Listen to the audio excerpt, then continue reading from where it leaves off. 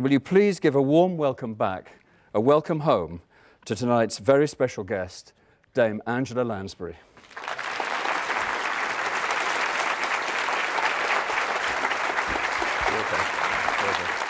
Angela, we've just seen Driving Miss Daisy. Did you model that Atlanta accent for Miss Daisy or the character even, on anyone in particular?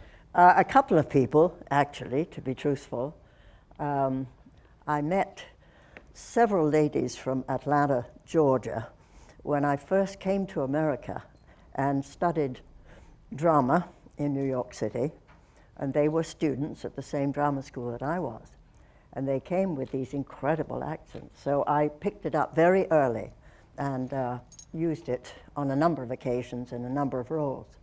In this particular instance, in Driving Miss Daisy, she was certainly from Atlanta, as you gathered.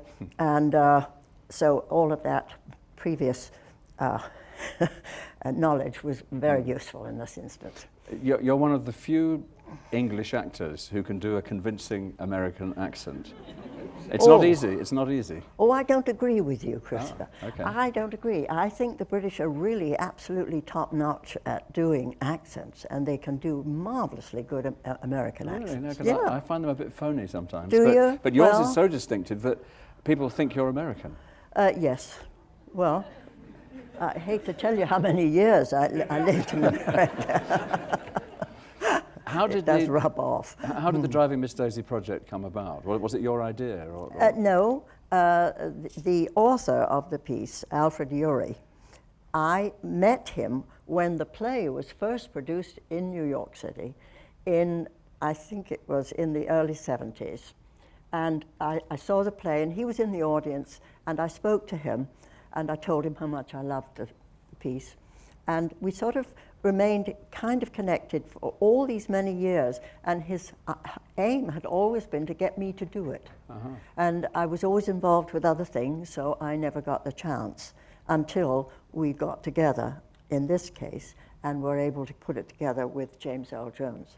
Incidentally, I'm just so sorry that Boyd and James Earl Jones aren't here with me today, because as representatives of the play, they are so important, and as you have seen, I have to tell you, I saw the movie this morning for the first time, and I was absolutely blown away by James's performance, because if you think about it, some of his big scenes are without me, with Boyd, and I was so touched by his performance. And you hadn't seen them before? No, I'd never seen it before. I'd always been backstage or upstage. I was always waiting to come on, you know, coming down those stairs. So I hadn't realized, you know, everything that he was doing was so poignant and wonderful. What do you feel in general about stage performances being filmed and put out as films, which is quite a fashionable thing now?